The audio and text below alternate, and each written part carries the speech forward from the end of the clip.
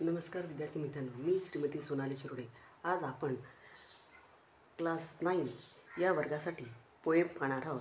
त्या पोएमचं नाव आहे walk a little slower.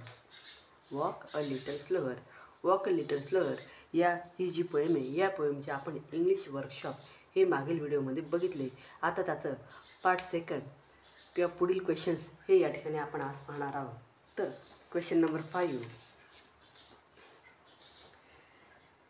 using your own ideas frame 3 sentences that show continuous action। या ठिकाणी तुमच्या मनाने कोणतेही ॲक्शन या ठिकाणी लिहायचे आहे, त्या सेंटेन्सच्या स्वरूपात लिहायचे आणि ह्या ॲक्शन कोणत्या काळात लिहायच्या तर कंटिन्युअस, तर चालू काळामध्ये या ठिकाणी आपल्याला ॲक्शन्स या ठिकाणी लिहायचे आहे। तुम्ही मागील वर्षी टेन्स शिकलेले आहात, तर या टेन्सवरून आपल्याला या टेन्समध्ये जे कंटिन्युअस ॲक्शन असते त्या ठिकाणी त्या कंटिन्युअस ॲक्शनवरून आपल्याला कंटिन्युअसचे सेंटेन्सेस या ठिकाणी बनवायचे। त्यांनी एक एक्झाम्पल दिलेले, यू आर लीडिंग मी। याप्रमाणे आपल्याला हे एक्झाम्पल बघून असे अनेक एक्झाम्पल या ठिकाणी तयार करायचे, जे मी या ठिकाणी मेक केलेले। They are playing a cricket. Third, we are swimming in a well. 4, he is drawing a picture। 5, she is talking about Ganpati festival. तर अशा प्रकारे हे कंटिन्युअस ॲक्शनमधले सेंटेन्सेस या ठिकाणी मी तयार केलेले। त्यानंतर नेक्स्ट क्वेश्चन आहे,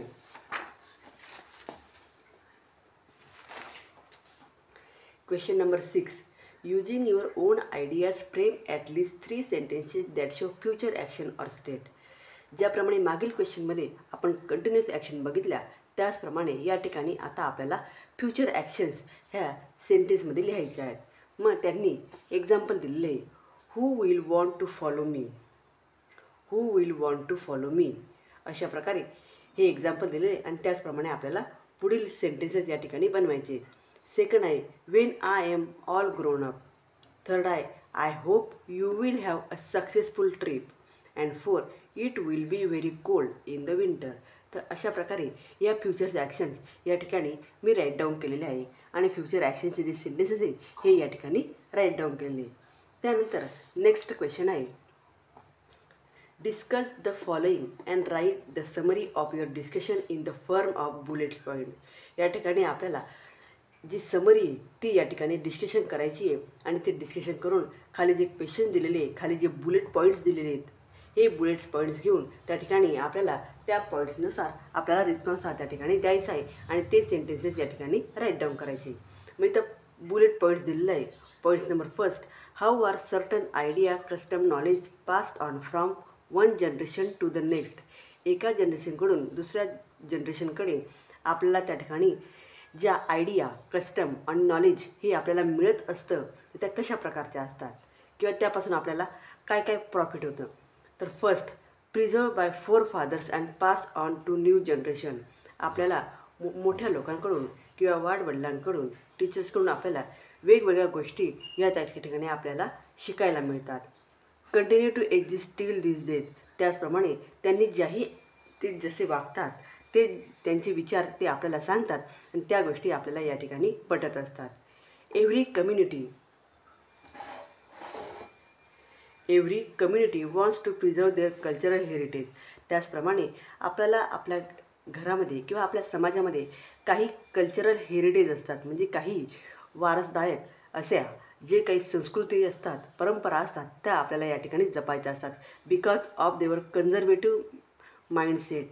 आणि ह्या ज्या परंपरा आहेत, सांस्कृतिक ज्या काही गोष्टी आहेत किंवा सांस्कृतिक परंपरा असतात, त्या आपल्याला कंटिन्यू त्या पद्धतीने पाळायच्या असतात आणि त्याच पद्धतीने त्या गोष्टी या ठिकाणी आपल्याला सेलिब्रेट करायच्या असतात।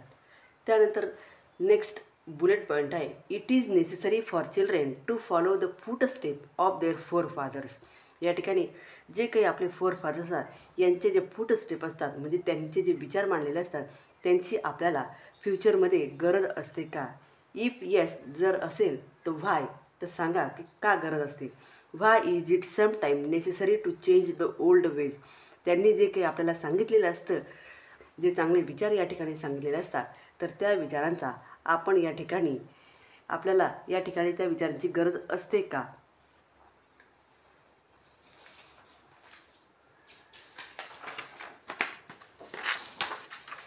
तर या ठिकाणी yes it is necessary to follow the footstep of our four fathers.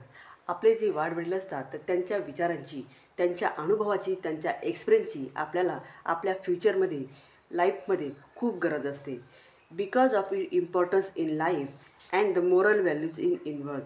आणि त्यांनी जेही काही सांगितलेलं असतं जीवनाविषयी, जे महत्त्वाचे अनुभव, महत्त्वाच्या गोष्टी सांगितलेल्या असतात, तर त्यामुळे आपल्या या जीवनाला एक वळण लागतं आणि आपण एक चांगला व्यक्ती म्हणून या समाजामध्ये घडत असतो.